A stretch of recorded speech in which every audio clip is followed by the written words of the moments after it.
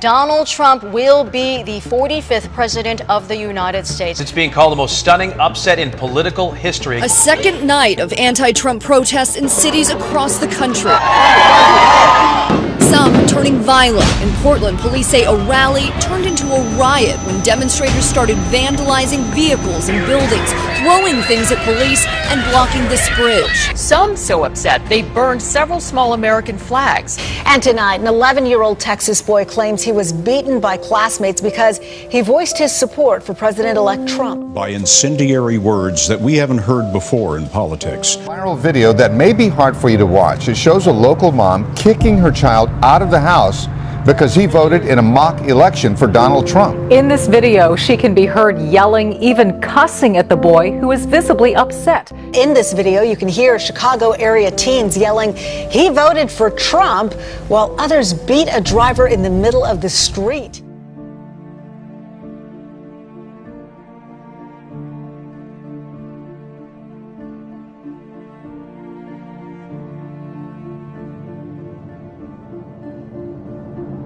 Greetings world, we are anonymous. We have learned that America is at a point of choosing. The media will say it is about choosing a president. But it really isn't. Our real choice is personal, and every generation must make the same choice. Will we continue to live in the past with what we know no longer works, or will we move forward to a new and better place?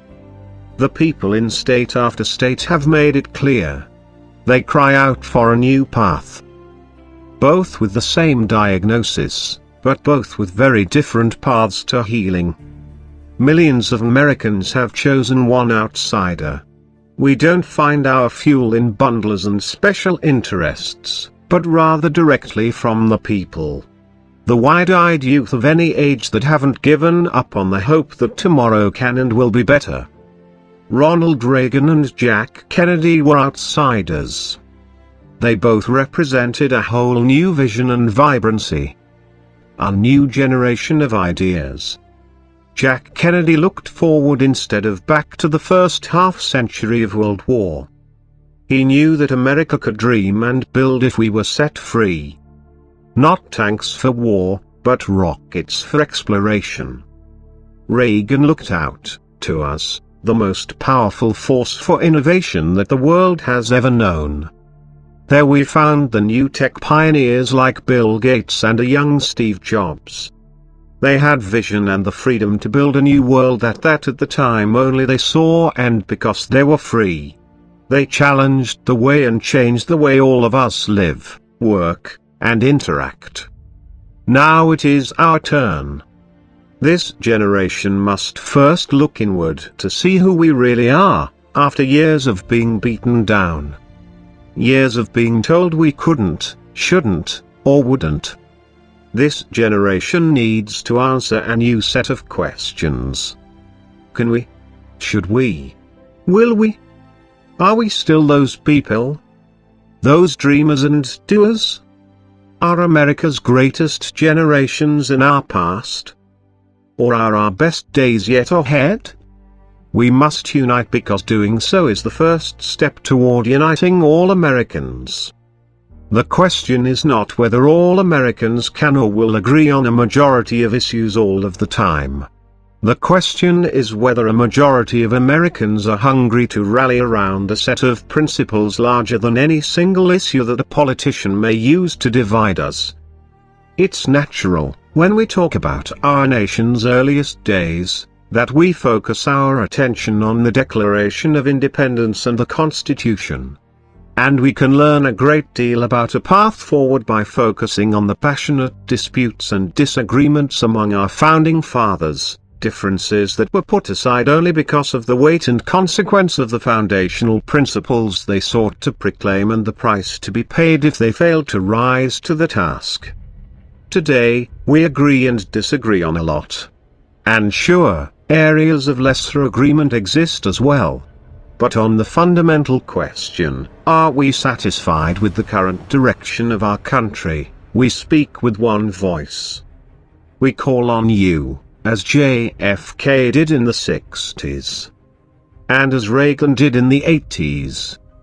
To chart a new American journey forward. One that isn't led by me or anyone in Washington, but by you. And millions of others just like you. One where we still have differences, yet we choose to concentrate on what we have in common. One that lifts others up and believes in the rights, responsibilities, goodness, and strength of all mankind. We have so much that binds us together, our families, our work ethic, our ability to dream and build unlike any people in history. But most of all our charity, our love for our fellow men and women, and our willingness to sacrifice for those in need. Let us unite on the things that have always made us great. We are great because we are good. Because over and over again we have chosen courage in the moments of crisis, freedom in the face of compromise, and hope in the face of challenges that everyone told us could not be overcome. Our sitting president ran on a slogan that should have been a great first step. It promised us, yes we can. Now is the time to take that slogan and put it into action. Yes we can was a recognition of the hope that we can and should recover. The problem was that Barack Obama's prescriptions only led to more elitist control from Washington. Less freedom for the people. But now is the time, as Americans, to once again reclaim that hope. To take another giant leap for mankind. To speak the words with all the power and might that we can muster, and use the words that have changed the world time and time again. The words that the slaves yearned to hear from the American people and Abraham Lincoln when they cried out for freedom.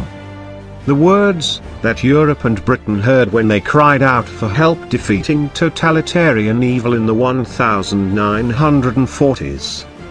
The words that led 2 men in North Carolina to be the first in flight. And half a century later the first man to reach the moon. And decades later, 2 men in their garage to come up with the Apple Company. They are the words that will repair our tattered spirit, lift up our economy and those who are barely making it. They are the words that will vanquish the evil of ISIS. And return the rule of law. They are the words that when Americans come together and say with conviction, they change the world. They are the vision of this campaign. Not yes we can, but now, yes we will. We will restore our spirit. We will free our minds and imagination. We will create a new and better world. We will bring back jobs, freedom, and security. We will find new ways to ignite an energy revolution with more jobs and greater choices. We will defeat the evil of Islamists and ISIS. We will live as neighbors, friends, and family in peace once again. We will heal the sick, feed the poor, and defend the defenseless. We will restore our rightful place in the world. We will do what Americans do best. We will live for others, we will change the world through the hope of freedom's enduring promise. And our unrelenting spirit. You can be empowered, and in a digital age it is all the easier for your voice to be heard. Your choice is to govern your work, your education, your future. If only Washington will get out of the way. Join us on this journey of less talk and more action, because we know you. You may have been knocked down, but America has always been best when she is lying down with her back on the mat and the crowd has given the final count.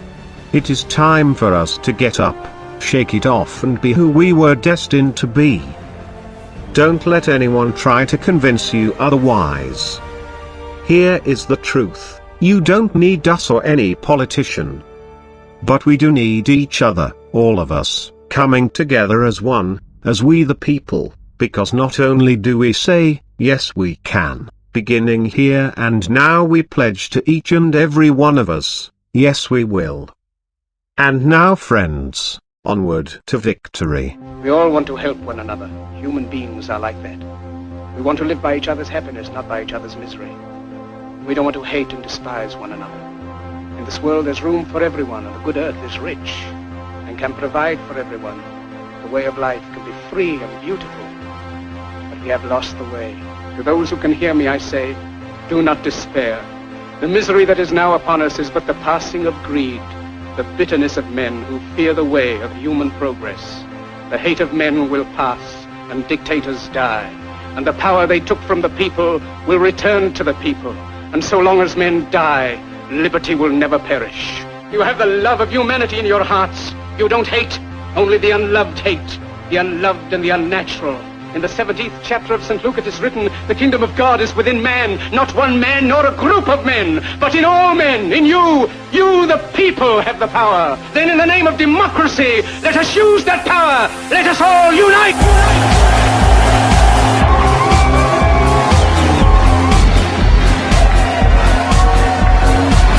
In a time of domestic crisis, men of goodwill and generosity should be able to unite regardless of party or politics.